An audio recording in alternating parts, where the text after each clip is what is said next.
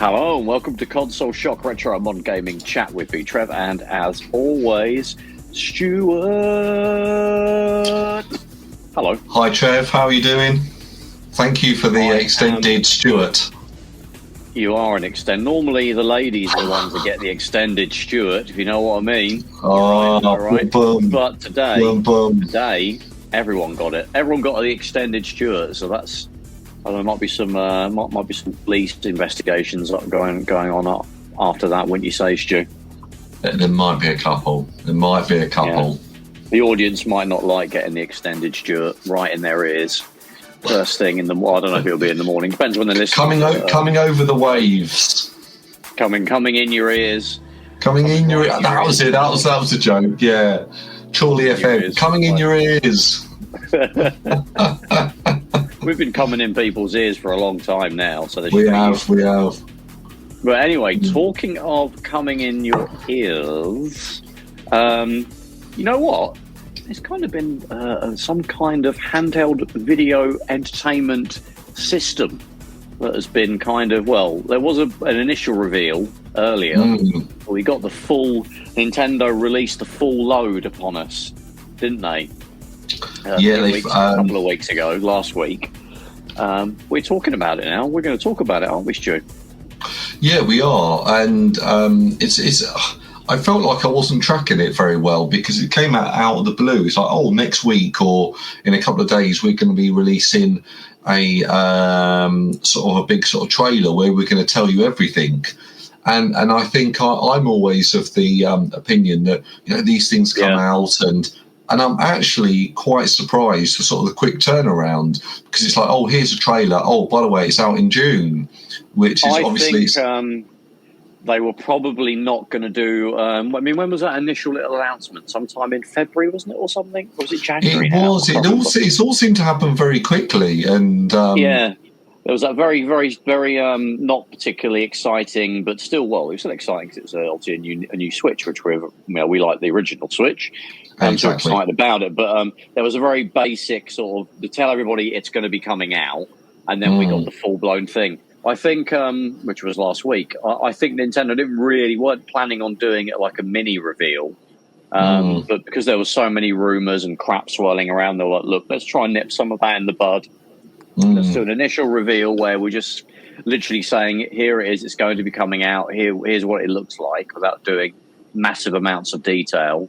We're not even going to say what games are coming out. We'll show them a bit of what we now know is Mario Kart World, and we'll give them the one we were always going to do in April. But at least they know it's happening, and people aren't going to get annoyed that we haven't announced it, anything. So I think that's probably what happened. And we were talking before we actually started recording. There's obviously ways of pre-ordering it at this point in time. But you've already got you've done it through the Nintendo store. Yeah, I think I have to admit it. I probably wasn't going to, and I think it was one of those things. I got an email saying, oh, click here to pre-order from the Nintendo store.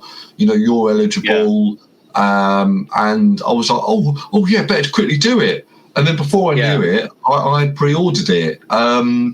So did it charge you for the full like 400? Do you know what? I haven't checked my credit card statements. I don't fully know, but I don't think it did, and I don't fully think it did.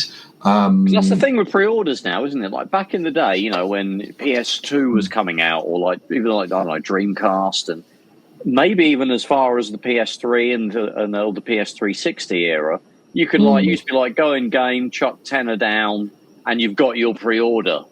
Now it's like, you could pre-order. Here, give us 600 quid, and it's like, bloody hell. You might be planning on spending that on the day it's released, but I've got to pay for my holiday 3 months before that, which is when they're asking for all the money now. So that's a bit annoying, isn't it? That just slapping your £10 down to guarantee your pre-orders kind of isn't a thing now. No, I mean, I think I've got the opinion that it's actually going to take it out on the day. That's the impression I've got. I'm going to. I think with Amazon, you've with Amazon, that's always been the case, isn't it? You order it, They don't actually charge you till they dispatch it. But Argos and like a couple of the other places that had it, they were like, give us, you know, 400 quid now, and that's your pre-order. I mean, I don't think you're risking anything doing that. Well, I guess the Argos could come back and say, "Oh, we didn't get any. Sorry, here's your £400 back," which would be annoying. But I don't. It seems like they're only they know how many units they're getting, so they're only opening us, you know, chunks of pre-orders based upon that. So I don't think there's going to be any major issues, but still, it can be a bit difficult to pre-order something when they want the full amount in one big go. But yeah, I mean, I'm checking I'm on my phone as we speak, and they haven't taken the money from my card. So, oh, okay, yeah, they haven't taken it. So probably when it's been shipped, then I guess, which is good. Well, exactly. So I'm that's sort of quite a positive thing. So you know, I'll just sort of pay for it there and then. But it was a little bit of a. I think I'd, in all honesty, I probably wouldn't have got one just because of the simple fact that. What? No, well, for one, I thought it would be very hard to get hold of, and I'll have to jump through hoop after hoop. Are you on one of these now, Stu? It could be like, the graphics are slightly better than Switch One. Lol, fail. It's Wii U all over again. It's Wii U all over again. Well, in preparation for this video, I did watch there was this YouTuber that did a video. It's like a 20-minute video about why, you know, the Switch 2 is going to fail, and you know how Nintendo are ripping everyone off, and it was just like every point was, oh, it's negative. I'm not going to get it, and. Yeah. You know, they talked, it's got a Joy-Con. That's just like what the Switch 1 had. Oh, it's rubbish. And it's just like, oh, right, okay. It's got really... GameCube support. Oh, and if you buy the GameCube controller, you can't use that for Switch games. You can only use it for GameCube games. Oh, it's rubbish. And it was like... There's a weird thing. Yeah, I know what you mean. It's kind of, there's obviously a big sort of, you know, hate boner thing for the Switch at the moment. I mean, there is one thing that you know, we can't really back Nintendo on, and that's obviously the price of what seems to be for certain games. There's that whole debate. We'll get into that a bit later. But there's this, you know, I guess one negative aspect that you've just touched upon is it's not different enough. But, you know, Nintendo seems to be hold to a different standard to, like, you know, the PS5 is pretty much the same as a PS4. The controller's a bit different. Well, do you know what? They've hit absolute gold with it. You know, the Switch 1 is an amazing success, and people will carry on buying that for another good few years, and it's been amazingly successful. So what people want, you know, Nintendo have obviously done their research. They've obviously spoken to their customers. Is people want more of the same. They want more of the same with better graphics, more storage, you know, bigger screen, more features, and that's what they've delivered. It's you know, it's just like it's probably what did people want? What did people actually want? What did these people actually want from it? I think when we talked about we've done a few like prediction videos. And I think we said what we essentially want is a Switch that is you know, in terms of performance, it's a generational leap. I mean, again, some people are looking at comparing it directly to like PS5 or something and saying it's not a generational leap. It is from the previous Switch. You're not going to get Cyberpunk and Star Wars Outlaws running on the original Switch. This is something that only the Switch 2 can do. Star Wars Outlaws is going to be very interesting because that is a PS5 exclusive, PS5 sort of generation, ninth generation of consoles, whatever you want to call it, exclusive. So that isn't something that they can maybe, you know, use a PS4 version as a base and work from there. So that game is going to be interesting when that one comes out, how well that runs on the Switch. But Nintendo haven't always been, Nintendo have got a mixed bag when it comes to sequels to consoles. Sometimes when they've gone all balls out and gone nuts and completely changed everything, it may work and it may not. They hit pay dirt with the Wii. But obviously then they followed that up with the Wii U, which is a huge failure. Other times they've just released a slightly souped-up version of the previous gen, and it's worked wonders, like the Super Nintendo, Game Boy Advance. The GameCube, I mean, wasn't that much of a giant, revolutionary, disruptive console versus the game. In fact, it was kind of a back to basics over the Nintendo 64. The controller got more straightforward, It went to optical media, which was already a thing that had been around for years. And again, people, there were people saying the PS5 isn't different enough from a PS4, but certainly not the big backlash that the Switch has been getting for that. So, they were never going to do anything. That they hit a great formula with the Switch, and we thought, we always thought it would just be a better Switch, and that's essentially what we've got.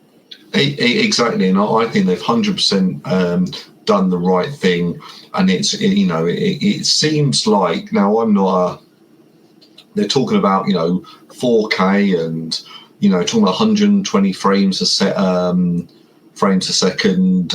features as well. Obviously, I think that some of it's in docked, and then sort of 60 frames at 1080p when it's in handheld mode. So they're kind of using Metroid 4 is kind of the hero for that, isn't it? At the moment, we don't know how it's going to work. I mean, again, Cyberpunk, is it going to be 120 frames a second, 4K at all, or 60 at 4K? Yeah. So I think they've gone down the right route if they're giving, better performance, because the thing with the Switch is so many games came out and so many were just all bare bones. They were so scaled back, and it was really probably worked okay on the small screen, but then jacked into modern day. Man, imagine playing something like The Witcher on a great big 4K screen on the original Switch. Yeah. It would have been awful to look at, and that's what I think they're over they've overclocked it. Not overclocked it, but they've really improved the processor. It's obviously part of the NVIDIA sort of family, isn't it? It's the next generation of Tegra, or I don't quite know, but I mean, what sort of apparently it's not a direct relation or descendant of the Tegra. So much so that original Switch games going to need partial emulation, apparently. That's a good. I mean, that's a good point, because when I saw it and it said, I'll play Switch games, or it said it'll play most Switch games. So I thought, okay, basically it's a Switch, and the only ones it won't play are the ones that need some sort of fancy peripheral. So they're just saying most, but it'll actually be 99%. But I watched a video with MVG, modern vintage gamer, and he sort of actually vinegar gamer. Vinegar, and he sort of made the point that actually it's emulation, and I think a lot of people sort of, according to him, were sort of slating him for saying, you're saying, it's emulation. You're not a true Nintendo fan, or whatever they're saying, And he would say, well, actually, it's just a fact that's how they're doing it, and it's not a bad thing. But I think there will be a lot of patches coming out, and I can imagine all the big games will play absolutely seamlessly. But I can imagine some of the downloaded games that people have bought for £4 or whatever, that they might need some sort of patch or something to actually properly work. But I mean, it'll be interesting to sort of see, and there might be a few teething problems.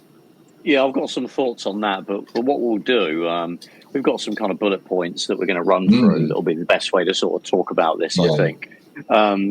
I mean, we've already touched upon it, but the display, I think it's pretty cool. It's bigger than also the Steam Decks. It's 7.9 inch. The Steam Deck OLED is 7.4, so not crazy bigger, but probably about as big as a screen should be on a handheld without being, unwieldy like a Lego, where it probably is a wee bit unwieldy. This still keeps it just about in that portable form factor. It's obviously a lot thinner than a Steam Deck or a Lego. So it's a 1080p screen, which I was surprised by. I thought they would stick to a 720, because that means you can push the performance a bit higher.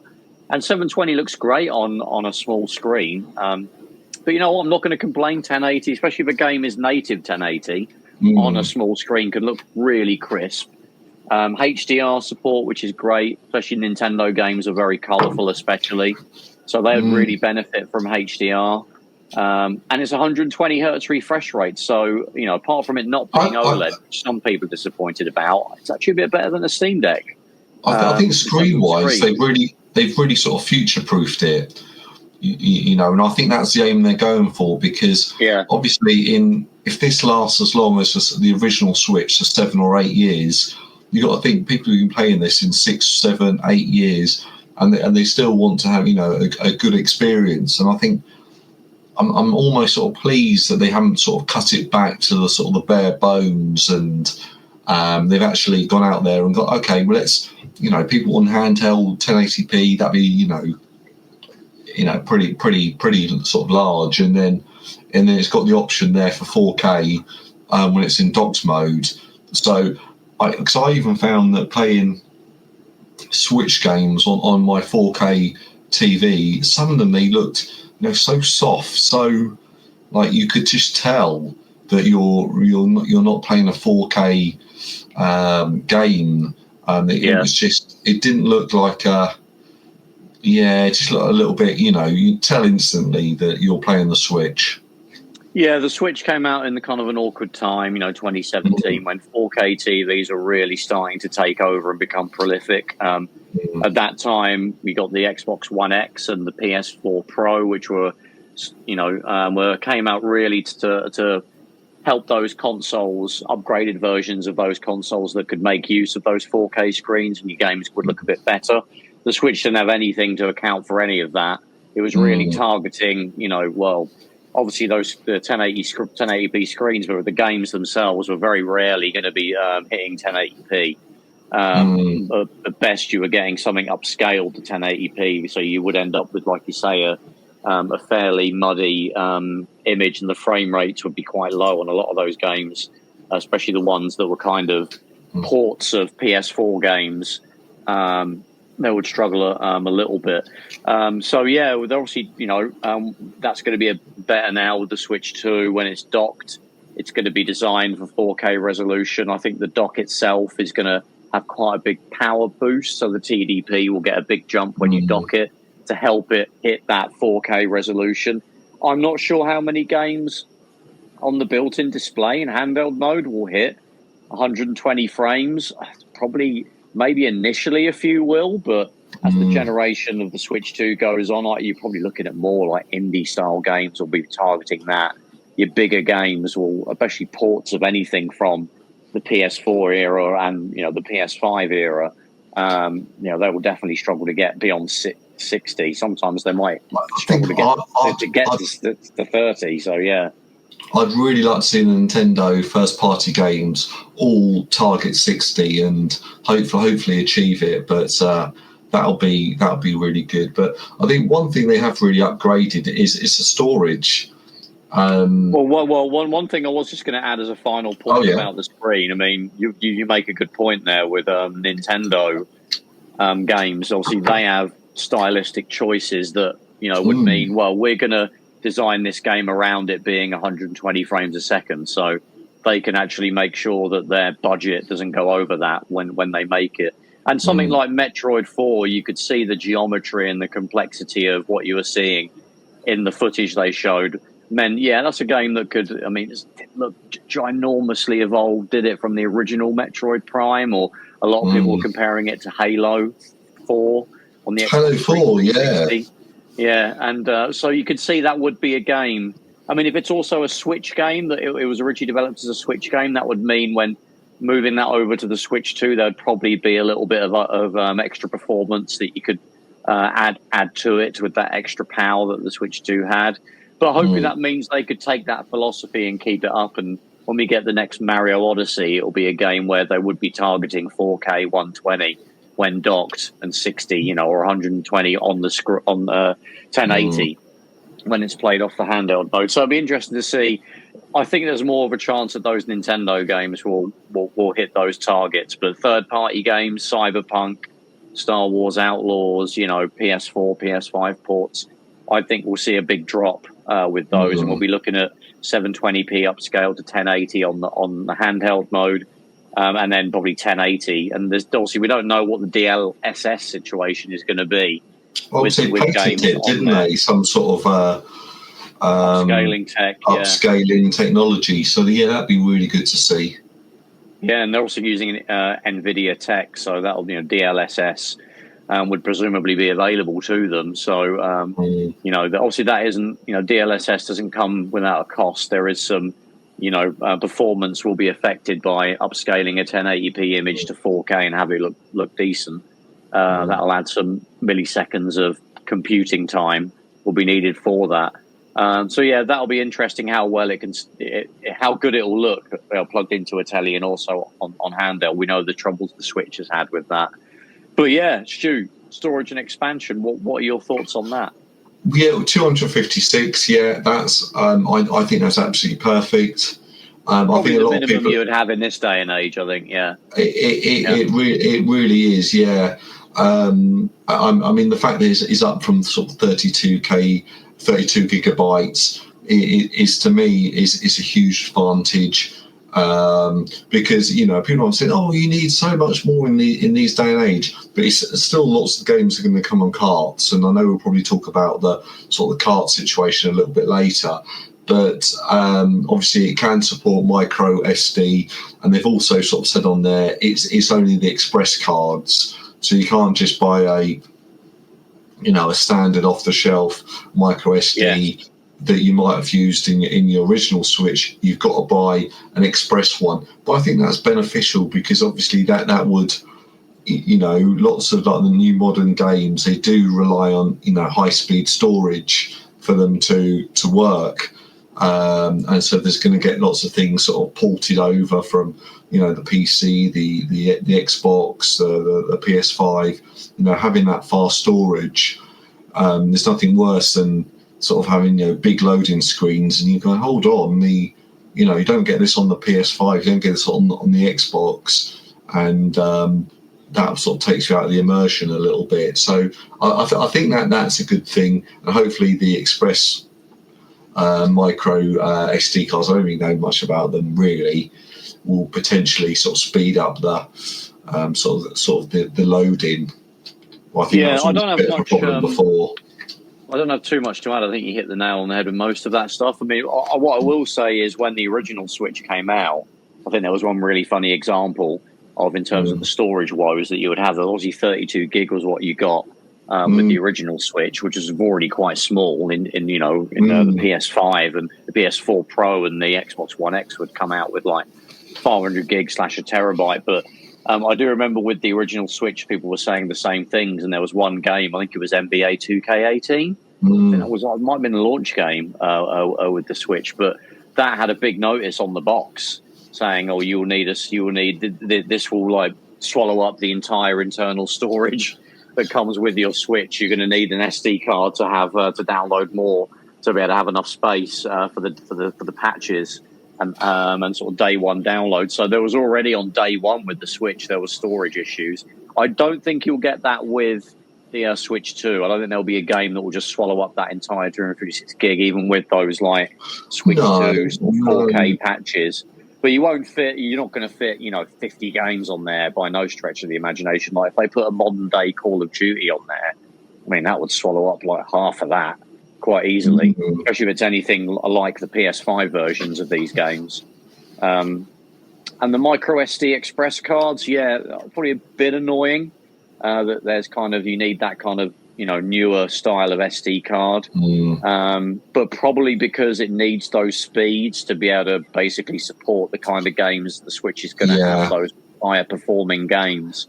So understandable, and they're not extortionate. It's nothing like the Vita, where you needed its own proprietary, stupid memory card that were never going to get cheaper. Exactly, and I always went down the route of, I've actually realised I'm a one-person game or two maximum at any one point. And then, so for me, in reality, it's not going to affect me at all, because I find with my sort of gaming PC, that I'll install a game and I'll play it till either I'm like, oh, I can't do this, or I'm stuck, or I've completed it, or I've got completely bored with it, and then I'll go, well, I'm not going to go back to that, so I'll delete it. And then if I'm playing Call of Duty, for a week or so, then I'll sort of keep that on there, I suppose. But I could have literally 3 games installed on my PC, and I'll be happy. And so for me, it's like, okay, this is the game I'm playing at the moment, and I'm engaged in that, and I wouldn't really have any other second games on there. So the thought of 256, let's say each game is 30-40 gig, then potentially that's 5 or 6 games, then some indie games that are going to be a lot smaller. There'll be more than enough for me. And as long as it saves your save game, so if you want to re-download it in the future, you can carry on from where you were. A lot of people might be screaming, go, well, I don't play like you do. I have 10 games on the go at once, and I like to go back to a game from 3 months before. And well, okay, it might not be perfect for you, but yeah, it's no different to what people would have been used to. I mean, my Switch has got dozens of games. Well, I've got 2 Switches. The one that's in my telly kind of permanently has got a whole bunch of games that over the years I've bought tons and tons of games from the eShop. And then the same on my sort of Switch Lite, which is the one that I just play on the sofa sort of thing. I don't run, but not a lot of those are ginormous AAA games. But over the years, obviously those games are smaller. They're more PS4 level of games anyway, so they don't need as much capacity, I think. And they're also sort of crunched down even from what those file sizes may have been on the PS4, with to have them viably be able to sit on an SD card. And the SD cards were the older style that are cheaper, and you can get bigger ones, like you get 512 gig and a terabyte, relatively cheap, these days. So over the years, that's got more practical. And probably the same with the Switch 2. You'll start off with, I think most people would try and get an SD card that'll be at least, 256 gigs, so you can double what you've got. I mean, it's quite I funny. can imagine downloading a bunch of Switch 1 games because I'm sure, obviously, we know it's backwards compatibility. There'll be a bunch of stuff that I'll probably want to have on my Switch 2 that I want to keep on the internal storage. So I want a decent memory card for that. I think it can use the SD cards, but I think that will be limited to just storing the Switch 1 sort of class games. So that's going to be an interesting thing that you could do there. But when I bought it earlier or did the pre-order, as soon as I sort of clicked on it, there was options there to buy 1 terabyte or 512 gigabyte cards. So, and they're all branded Nintendo. So, and they're the little mushroom on them or whatever. And so I thought that was quite funny that straight off the bat they're trying to sell you sort of more memory cards. And I thought, well, I'll see how I get on first, and then potentially, I'll buy one in the future. But realistically, you're not going to get a huge amount of storage built in. You're already looking at, as a handheld, it naturally costs more than a home console, a dedicated home console. I mean that's it. I was going to ask you what you thought about the price of the actual console. Yeah, it's something that's actually not on our bullet points because I thought we kind of we'll end up talking about it anyway. But yeah, I think we said 400 is probably what it's going to be, and we were spot on. So well done to us for that. But I couldn't see it being any cheaper than that. Really, I think with inflation, like the Switch 1 was $279, it's kind of still $279, although it's cheaper with inflation. It's never really got a price cut. We've talked a lot about how price cuts don't really happen now. I guess you could say they just happen by default with inflation, like we've just been saying. But I don't think. I think with inflation, like it's probably only a little bit more expensive than the original Switch would have been. I think maybe $279 is about $370 or $380 nowadays. Exactly. So it's not a huge jump in price. It's about what I expected. I don't think it's unreasonable. $350 would have been great. $379 would have been great. I never really thought it would be that. I think the actual price in the UK is $389.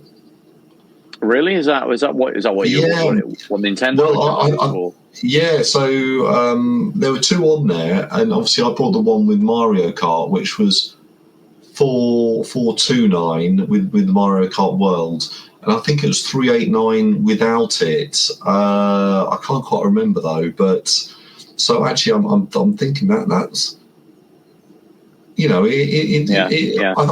for what you're getting, it's a fair price, and you know, basically just over £100 more, you know, to get the next generation Switch, and you know, it's clearly a lot more powerful and actually probably a lot more capable in, you know, the things you can do with it, and you know, a huge back catalogue of games, and it feels well, I don't know how it feels because I haven't played on it yet, but it looks more like they've taken their styling from the new sort of generation of portable gaming. So things like, you know, the Steam Deck, the Legion Go, the ROG Ally is more like that, rather than the original Switch was, you know, had the colourful Joy-Cons. It was really quite small and sleek, and it was a little bit more like a toy, where this, especially the lights, they were, you know, really sort of built to a cost, to a price. And to me it feels like actually this is a bit more of a serious piece of kit, and you know, that sort of goes on. I mean, on our notes we've got about the USB ports. It's now got 2 USB ports. You know, I can sort of see what that's for, you know, putting in the accessories and stuff like that, but and you know, you can charge it you know, from either side, I guess. But I don't think. Are you reading any more into the USB-C ports? You know, having 2 of them. Well, I mean, one thing I was looking at the price thing again, just to jump back to that for a second. So yeah, it's $395.99 as a bare bones console. Then is it okay? $99, yeah, with Mario Kart World. There might be some little reductions here and there from various places, but basically, yeah, that's basically what I thought it would be. I think it's a pretty good value with Mario Kart World, because Mario Kart World is very, very expensive on its own. So you're getting a giant subsidy on that game. It's kind of only really worth, Mario Kart World is only really worth buying if you're getting it with the system, because it's very, very cheap that way. But yeah, price of the console itself, it's pretty much what I expected it. It's not overly expensive. It could be cheaper, but it is what it is. Versus, like, you've done that comparison already with like the other sort of high powered handhelds that kind of, some people absolutely shout from the rooftops that it's absolutely competing with the Steam Deck and the ROG Ally. Some people say it isn't because they're PCs. I think the truth is in the middle. I think in some ways it is, in some ways it isn't. When the Switch one came out, there wasn't really a class of handheld like that. There was some, like, you know, stuff on the sidelines, like the GPD Win and things like that in that era, but there wasn't really anything like the Switch. I would argue they're completely different. They're you know, the person. Well, I think you're the anomaly, Trev, who gets excited about sort of both of them. But your typical sort of Switch player is, you know, they like the type of game that comes from Nintendo. They're really into that world. They want to play that type of game, and actually they're probably not into PC gaming. Exactly, yeah. And so I think they'll even though if you look at ones next to the other, they're quite similar. You know, they've clearly got their own sort of market that they're sort of sitting at, but people who play Nintendo games and really sort of, you know, love those potentially won't be the same people that are going, oh, actually I want to play you know, some sort of RPG or you know, a football game on my Steam Deck. I just think they're sort of two separate consumers. Yeah, they're not. Yeah, exactly. I mean, from what we've heard, the Steam Deck has only sold like 3 or 4 million, which is nothing like what Nintendo will be gunning for. It's because the Steam Deck's a niche market. Steam are probably quite happy with 3 or 4 million. The Steam Deck or the Switch 2 is going to be aiming for 120, 30, 40, 50 million over the course of its lifetime. But yeah, and you can just make the same. You can make the same argument with the other consoles. You know, PS5 is £400-ish. You know, people say, well, just get a PC. You can buy. You know, okay, they're going to be a decent one will be a bit more than that, but you've got cheap games and everything. It's the same argument, really. But you know, they're not competing directly, and it's just a different form factor of PC when we're talking about the handheld. So I don't think they're in some ways they are competing. There are people that might look at both of them and think, which one am I going to get? But the majority of people, they're completely different classes of video game systems that don't really bump against each other. But yeah, the feature you touched upon, the additional USB port. Can't say I've ever really been looking to have an additional, been sat playing a Switch thinking, God, I wish I had an extra USB port. It's probably, I mean, maybe in docked mode, it might be handy to have one. If you've got more if you have tons of accessories plugged in, there might be new versions of Labo and new versions of, GameCube extra controllers. It's for that camera. It's for that camera, isn't it? Yeah. So you can sort of have it charging, and then also sort of plug the camera in the top. And I mean, I think it's quite simple. It's for the camera or any other type of accessories that you're putting in there. And the Joy-Cons. You may want to do that when you're playing in handheld as well. You might have the camera, positioned somewhere on the sofa you're playing on, and you're charging it at the same time. So you're going to need that extra port. Probably come in quite handy for that. Absolutely, yeah. Yeah, exactly. And then you can charge also when it's when you got the kickstand on tabletop mode. So now you can charge it while it's on tabletop mode, because otherwise the charger would have been on the bottom side of it. So obviously it wouldn't have sort of worked so well. But I mean, the controllers, they do look a lot more substantial than they look sort of bigger. I like the way they're sort of connected with a magnet, and it always felt a little bit like on the original Switch, you had to sort of slide them down a track. Are they really clicked in, or and things like that? And I can imagine that lots of people's might have failed. Mine didn't, but I'm a grown man, so I wasn't constantly taking them out and putting them back in again. And I think, I'll be honest with you, they usually sort of stay in place and rarely ever came out, because I had a pro controller. But the new controllers do look really good, and I mean, they've on notes here it says larger, smoother, more durable analog sticks. Well, that's good, because quite a lot of them failed, didn't they? So there isn't really anything dramatic with that. I mean, if people moaning about the Switch not being different enough, the Joy-Cons are the epitome of that, really. But I don't think you really needed to do much different. I mean, when you went from the PS4 to the PS5, you've got slightly better rumble is really the big thing, isn't it? The DualSense kind of rumble was the thing that people were raving about. Apart from that, it's the same buttons, same sticks, same D-pad. They haven't really added anything. You've got extra triggers, which I think is quite cool. I don't really have a huge use for those triggers on the backs of like the Steam Deck has them, and various pro controllers do. I tend to use those extra buttons when I'm playing emulators to add a rewind button. Oh, really? So when I'm playing an emulator that has rewind, like RetroWatch, you can turn on a rewind mode on so when you're using that on the Steam Deck, I can assign that to a button. Those triggers that are on the back, I assign it to one of them. So I've got a quick rewind button. That might be useful when you're playing, also you have the Switch Online NES and SNES and N64, GameCube now games. That would be quite cool for that. You can have a dedicated button for whatever rewind functionality they'll have. And also save state. You can quickly hit the button for a save state.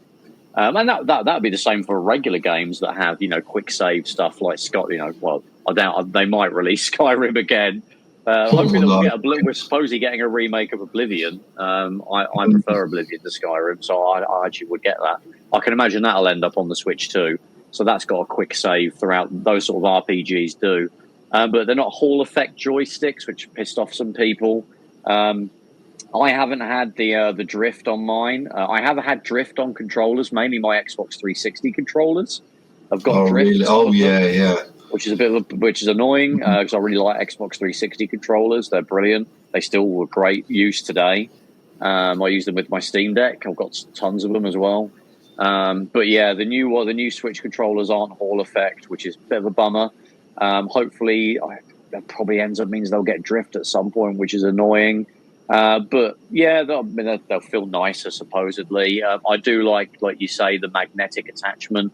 I was a bit worried when that was announced before we saw it work. What if you pick up your Switch with the hand by just the Joy-Con on the side? Will it break off? Doesn't look like it will. They do kind of jack in with a little protrusion that's coming out. So hopefully that will hold them fairly firmly. A bit more than let's say MagSafe on a MacBook. That doesn't take much, does it? Just to put it out. No. Yeah. Which is the point of it. A dog will run through the cable. It will just pop out and won't drag the laptop across the table. So it's not going to be like that. But the mouse functionality as well. What's that? Sorry. Yeah. I was just mentioning the mouse functionality. Well, that's exactly what I was going to mention, and I think Nintendo managed to design the most uncomfortable-looking mouse in history. And, I think what needs to happen is that you'll need a dock. You'll need just a little gadget that the Joy-Con will slip into that will make it into the shape of a mouse. Yes, and that will fix that problem instantly. Maybe they know that's going to happen. Hori will make a really cool mouse case. But you're right. In the default position, it's very awkward looking. But I think it's a great idea because there's a lot of mouse-driven games already on the original Switch, like 2 Point Hospital and Civilization, which can't use that. I don't know if you can. I think you can attach a USB mouse to a Switch and it will just work as a mouse. I think I could be wrong about that. I don't know, but I'll be.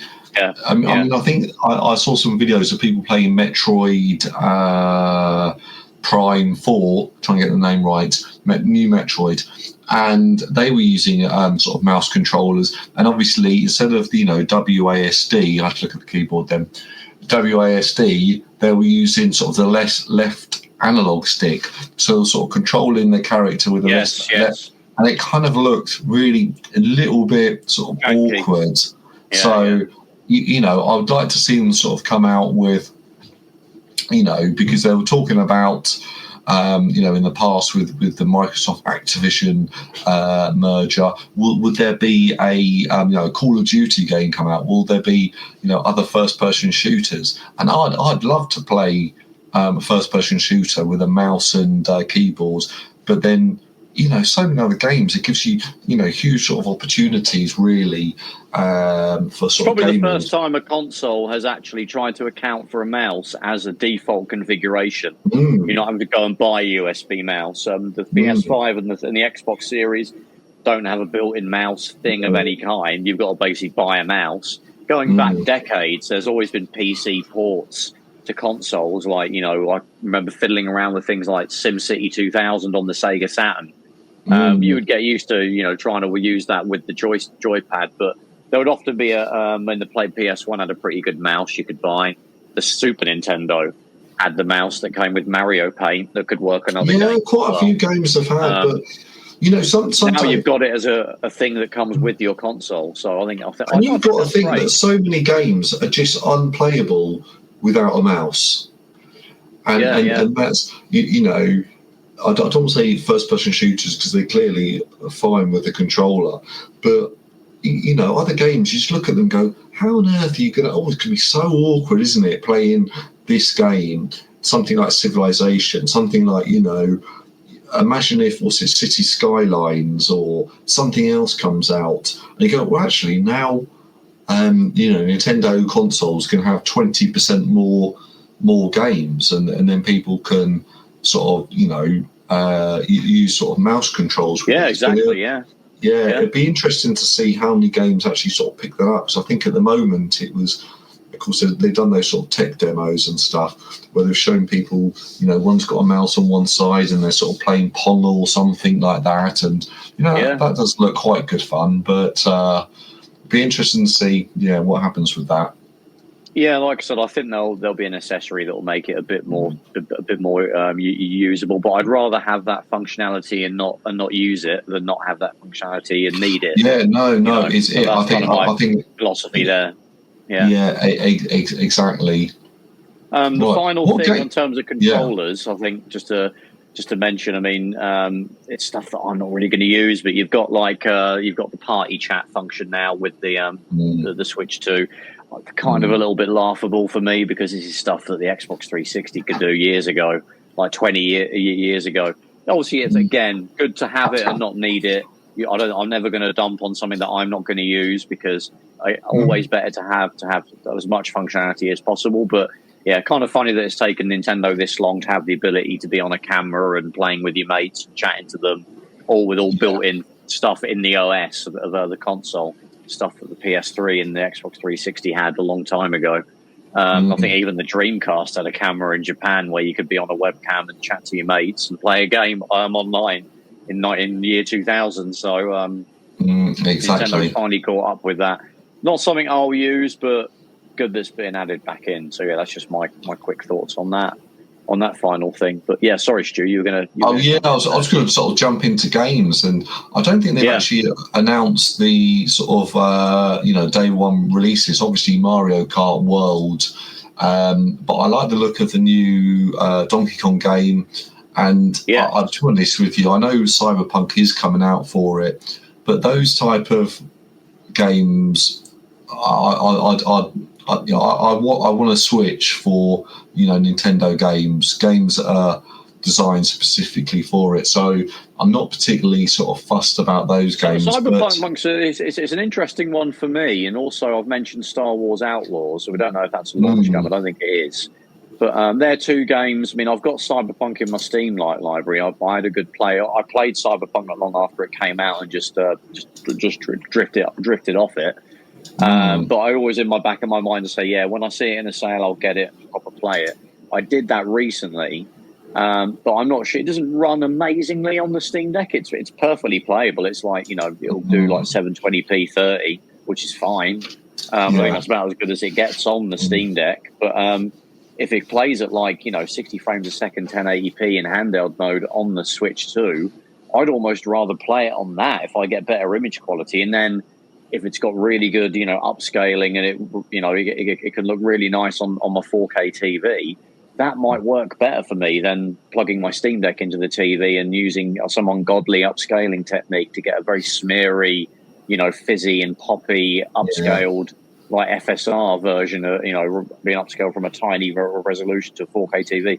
So I think that actually appeals to me. So there's potentially people that haven't dived into that. And there's obviously, people complain about these games. Why is, Cyberpunk's years old? Why people go like, why is that coming out again? Lol, that's ridiculous. Nintendo crap. There's people that just have Nintendo consoles and don't play PC games, don't play PlayStation. This will be the first time they'll be able to play Star Wars Outlaws, Elden Ring.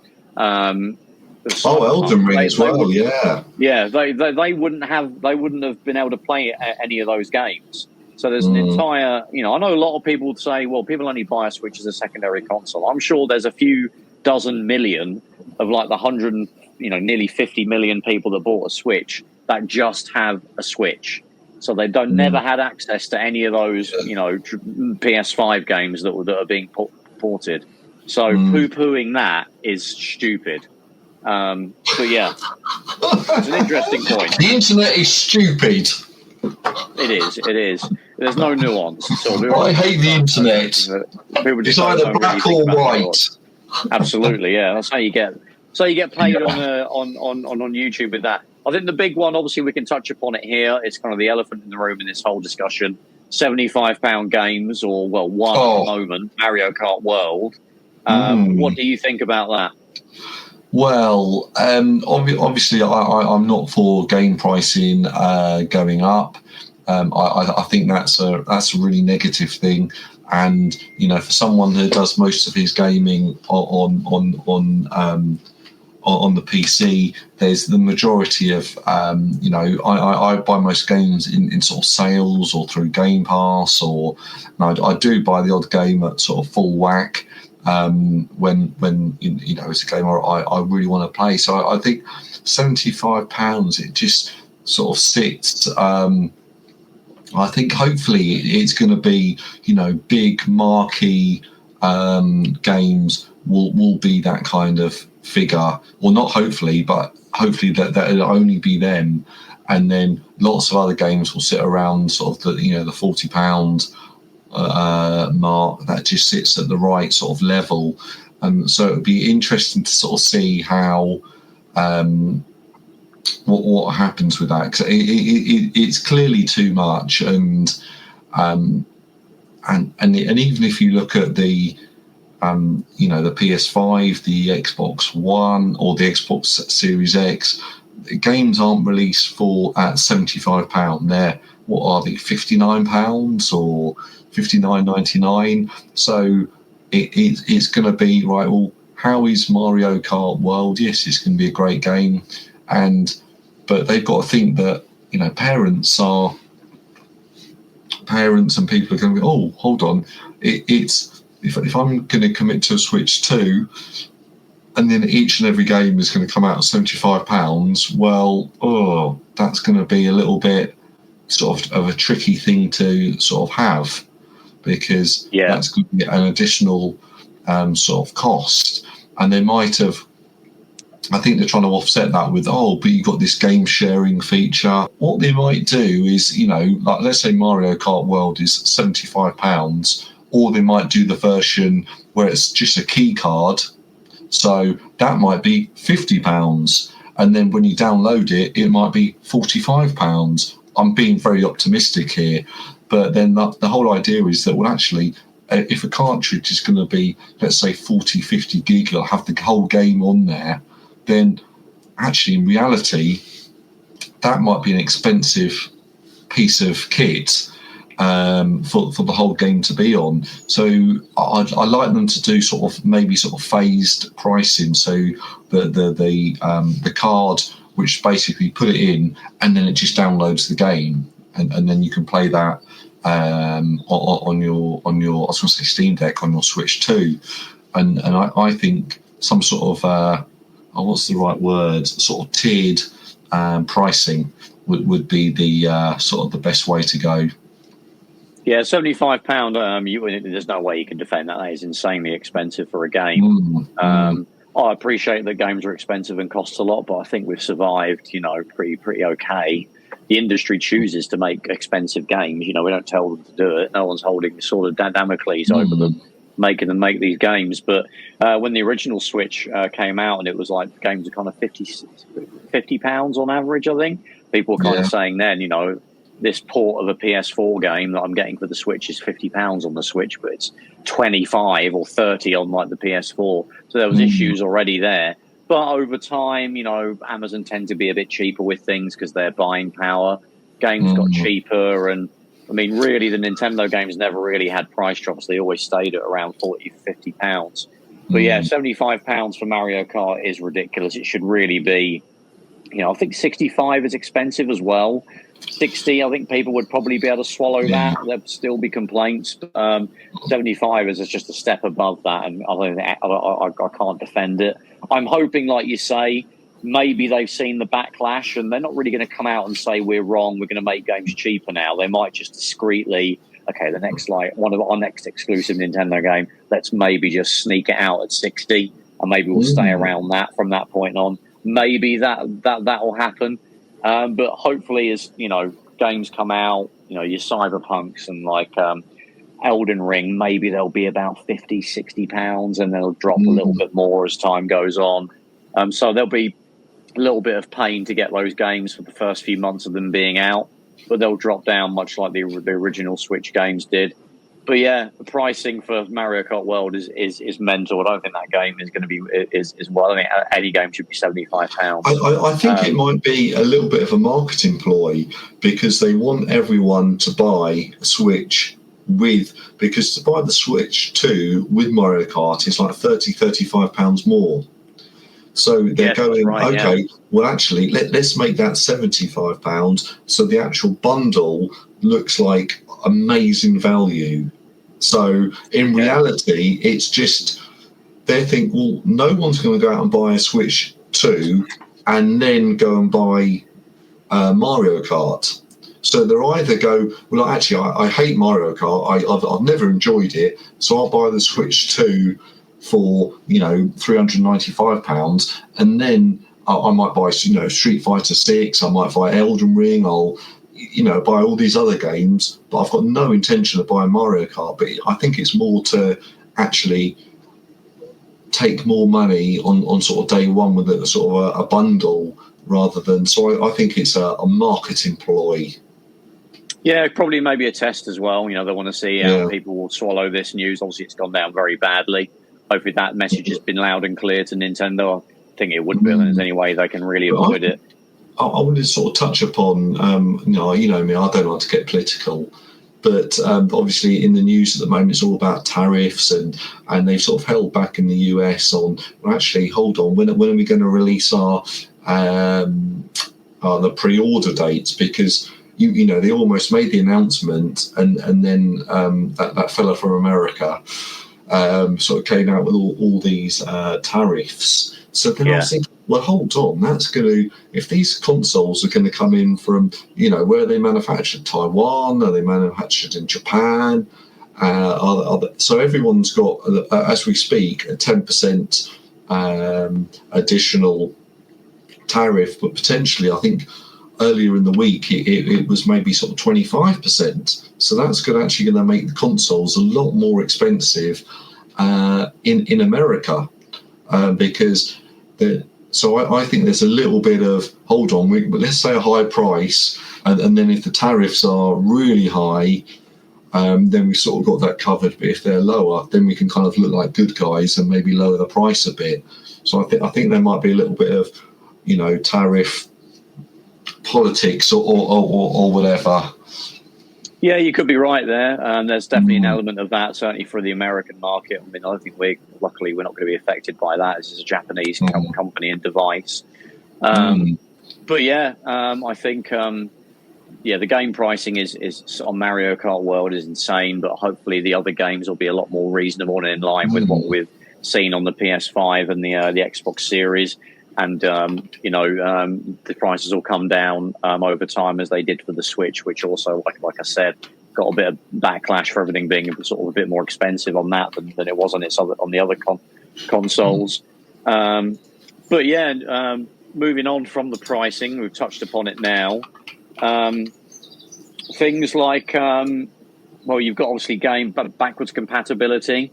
We've seen since the announcements that there's been there's like a database of games, and there's a small percentage at the moment of Switch games that don't work. We now know that the Switch 2 isn't actually 100% backwards compatible. We understand that there's an element of emulation. It's partial emulation. I would kind of liken it to playing PS2 games on a later era PS3, where the later models, they had the Emotion Engine CPU but didn't have the graphics synthesizer from the PS2, so they had to partially emulate PS2 games on those later models, which reduced the backwards compatibility a little bit.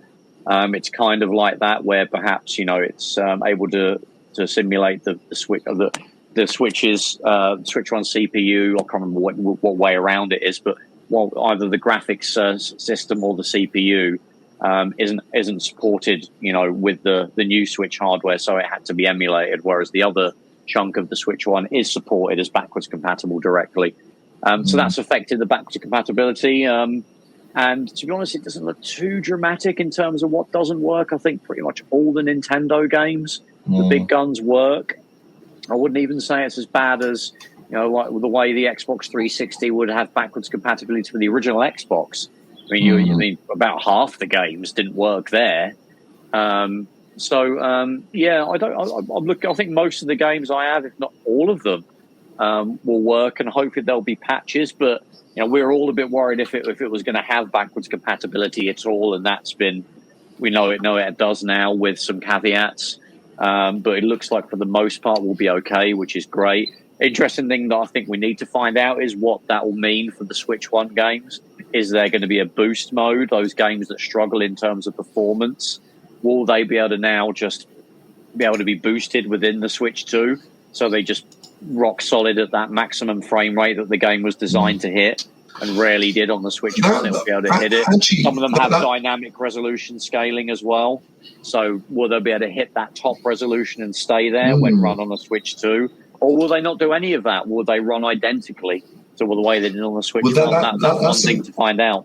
That's an interesting point, because they're coming out with, I think, 5 or 6 games of, Switch 2 enhanced. So things like, Tears of the Kingdom and Breath of the Wild. And so that's caused, obviously, on that video I watched when this guy thought I had a problem with everything. He was saying, we're buying this game again, and you have to buy it another time or spend money to, get the upgrade. And I do think that's a little bit like, wouldn't it be good if the game came out and there was a patch on there and you're like, oh, wow, now look, Breath of the Wild feels so much smoother. Oh, Breath of the Wild has so much a better draw distance. Oh, Breath of the Wild now has, even more grass everywhere or whatever. And, that'd be something I think really good. And I just feel like, come out with a new version of the game, which is Switch 2 enhanced, and then, sell that. But for the people that already own, Breath of the Wild or, whatever, and they then got to, pay additional money for a some sort of patch to improve the frame rate. It feels like, imagine if you bought a PC game and then you got a something along the lines of, we've upgraded this game with better graphics, for $9.99 you have access to them. We've solved all the problems we had before with the game, and for an extra $4.99 you can access the 4K mode. It just doesn't sit right. It's a weird one. I mean, I've got no interest in getting Breath of the Wild. I completed it on the original version. So the way I'm getting around the new 4K version of Breath of the Wild is not going to buy it because I have no interest in it. It's really for people that are ginormous fans of that game and want to play it again. I mean, to be honest, it looks like you are getting some extra content, so it's not just you're paying for a higher resolution. So you could argue, there is an argument there that you're getting some extra stuff for your buck. So it's not, I don't think it's a complete rip-off like some people are saying. It'd be nice if you could just get the 4K upgrade as a whatever gigabyte patch that was free 100%, and it's just there. If they're coming out with a Game of the Year edition or something like that with all the DLC included, all in one, and that included the 4K or the Switch 2 version, that'd be good. But just an update in performance, that should be something that it's just, I mean, I think you probably are kind of getting a Game of the Year edition. I mean, like I said, there is extra content in there. I mean, I'm not sure how many hours it amounts to. But like I said, I'm not going to get too pissed off about it because I'm not going to play that game. I've done it. I mean, if you really want to just friggin' play Breath of the Wild, I'm pretty sure you can just bung the old cartridge into the Switch 2. I mean, that game's still ain't cheap. It's still like I think it's still 50 quid just for a nearly 10-year-old game. But it is a great game. I really enjoyed it. It doesn't really interest me. I mean, a lot of those games I already bought. I mean, I've got Kirby. It's getting the 4K upgrade as well. Apparently, there's other games that are going to get 4K patches that are going to be free. So it's kind of a mixed bag. I think that's been blown out of proportion. I think PlayStation obviously did the same thing when they had some patches that you had to pay for.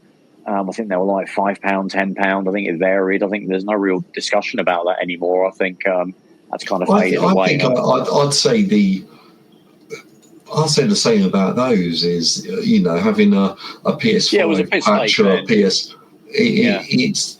It's a little bit because they'll get their money from more people buying the game. They'll get their money from people going, oh wow, it's I'll buy a Switch 2 because I want to play Breath of the Wild in 4K. So they'll buy a copy of Breath of the Wild, and then they'll buy a copy of a copy of all the Switch 2. So they're going to obviously get. It's going to be beneficial to them. And loads of people go, oh wow, I want to play, Breath of the Wild. I want it to look like the Witcher 3 or something. Oh, it will look that good, or imagine if you're playing brand it new with. to it, you've got a really good option to play it now. Much like the Wind Waker HD on like the Wii U. You had a better way of playing it. But I'd rather have the option and not need it than not have the option at all. Be nice if it was free. It probably should be. It isn't. I don't think they're being ridiculous with it. But yeah, for me, I've already played that game. I'm not going to be into it. I've got Tears of the Kingdom, the Switch 1 version. I'm probably just going to play that. I'm going to get around to that sometime this year, I think. But I've got the Switch 1 version. I'm just going to play that. I'm not too bothered about playing it in. It looks pretty good on those sort of games with that kind of art. Look pretty good upscaled to a 4K TV anyway. You're not sat there, screaming that the puddles don't look brilliant, like some people might. But I like a good puddle. They're not those sort of games. But yeah, it's a kind of it's a difficult thing with those. But in terms of other games, we know Donkey Kong, the Donkey Kong game looks great. I think that's one that I really want to play. Yeah, that looks really Mario Kart good. World, I want to play, but like you say, you really just buy it with the console to get it much cheaper. But I never really played Donkey Kong 64. I know it's probably one of the 6 games on the N64 that are actually good. Along with, the other 5 are FIFA 98, FIFA 99, ISS 64, ISS 98, and Super Mario 64. I think that's the famous sort of group of games that everyone thinks is best at the N64. Might be a GoldenEye game, I think, that people like. I'm not sure about that one. But yeah, we've got GameCube games, which is going to be awesome. We thought we might get that on the Switch, but perhaps they couldn't quite get the performance out of those games with the Switch hardware. But I know you could probably. There was a GameCube emulator on Digital Foundry. We've also done a good video on the fact that the Tegra could run GameCube games, but Nintendo weren't interested in that. Maybe they've purposely held it back, knowing they could have it as a feature for the Switch 2. 100%. I'm actually quite excited about that, and it might be a reason for me to get what was it, Nintendo Online Expansion Pass or whatever it's called, just so I can play sort of the GameCube games. Because they do look, but it's quite funny. I thought you mentioned it before, but they're coming out with the Wind Waker as one of the 3 games. That's a funny one. But it's the GameCube version of the Wind Waker, and it's there is a better one. There is a better version. The Wii U version has got a lot of quality of life enhancements. You can have issues with the GameCube one where the camera controls are the old style, where the other stick it's reversed.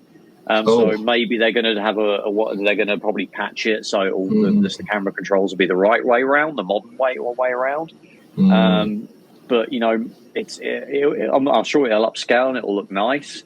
But they really should have brought out the Wind Waker HD because it's much better the way that it got improved when it came out on the Wii U. 16:9. I think it's going to stay 4:3. With the GameCube emulation. F-Zero GX is also going to be cool. That'd be really good. Yeah, that's really good. Made by Sega. Yeah, absolutely. Yeah. They might put Super Mario Sunshine on there because you technically can't buy the 3D All-Stars game anymore. It had that weird limited release, so maybe they'll throw that on there. Well, they threw Mario 64 on the N64 emulator on Switch Online. So that'd be cool because I'm a big fan of the GameCube. I had one back in the day. It'd be great to be able to have a library of GameCube games. That I'm a Switch Online expansion pack subscriber, because I wanted the N64 and the Mega Drive games. That's true. Yeah, I do play them a fair amount. So it's great to get the GameCube in there now. Hopefully, might even get somehow they'll get Wii games at some point on there, because there was a lot of exclusive games that have come across to the Switch sort of family. That's basically where we're at when it comes to games. The one I'm interested in is just Star Wars Outlaws, and also Split Fiction are those two games that are coming out on the Switch 2 that are sort of PS5 era only. So it'd be interesting to see how well they perform. See how they perform, yeah. Yeah, because it looks like we've got, in terms of, I mean, I'm pretty happy with it. £75 Mario Kart aside, I'm pretty happy with it. I think we've got what we kind of hoped for. I have just typed in on Amazon Switch 2 games, and there's two games on here. Rune Factory Guardians of Azuma, and that is releasing on Saturday, obviously day one, and that is $59.99. The Switch version start releasing on the same day is $44.95. And there's another game, Demon X Machina Titanic Ski Ion for the Switch 2, and that's $59.99, $59.99 on the PlayStation 5. So I think they're just going to match the PlayStation 5 and Xbox One, Xbox Series X pricing. That's what it looks like. Yeah, hoping Nintendo are listening to the hysteria and the YouTube thumbnails of the grumpy gamer next to a background image of Mario, AI-generated sad Mario with games, Switch pricing ridiculous, and all that sort of cheesy YouTube stuff. Yeah, exactly. Hopefully it was a one-off and they'll chill out a bit on the £75 games, but they might not, but hopefully they will, and it'll be more in line with what we're used to with the other consoles. But yeah, I think the Switch is a big upgrade from the original Switch. It looks like we kind of said ideally we'll get a console that will be, obviously we're never going to get something that's going to be a handheld PS5, but it looks like we've got something that potentially could handle PS5 ports. Obviously they're going to be downgraded, but it's obviously within that ballpark of PS5 that it can at least handle some kind of playable ports, which is basically what we hoped for. That probably puts it a step above a Steam Deck, which really struggles with that sort of era of games. So you've got an improvement on the Steam Deck, which you could argue might justify the slight, price increase that you've got over a Steam Deck. So yeah, I'm obviously, I want to get a pre-order in as soon as I'm able to. You've already done it, so I think we've given it a thumbs up, basically, from that. I mean, we're both big fans of the original Switch, which obviously, may be a little bit biased, but I think we're both pretty we're looking forward to June and being able to get our hands on them. Any final thoughts, Stu, on the Switch 2? No, I think it looks good. I'm pleasantly surprised. A little bit unhappy with the pricing, but overall, it looks really good, and I think they've really sort of pushed things forward with it, and it's more of the same. That's what I want, more of the same. Yeah, get around that £75 price, people, and just buy it with the Switch 2. Exactly. You're going to need to buy it. You need to buy the Switch 2 console to play it anyway, so that will really be the best way to get around that. Thank you everybody for listening. Stu, where can you find us? We're everywhere, so you can find us on YouTube, where I'm sort of semi-regular streaming. We've got to do our Pro Evo stream at some point, Trev. You can find us on Facebook, you can find us on Spotify, you can find us on, obviously I said YouTube, Twitter, X, anywhere like that. Search Console Shock, you can find us all across the socials. Thanks, Stu. So we hope you enjoyed our thoughts on the Nintendo Switch 2. Feel free to give us your thoughts if it's YouTube in the comments below, of course. Thank you for listening, and we'll catch you in the next one. Take care. Take it easy, guys. Bye-bye.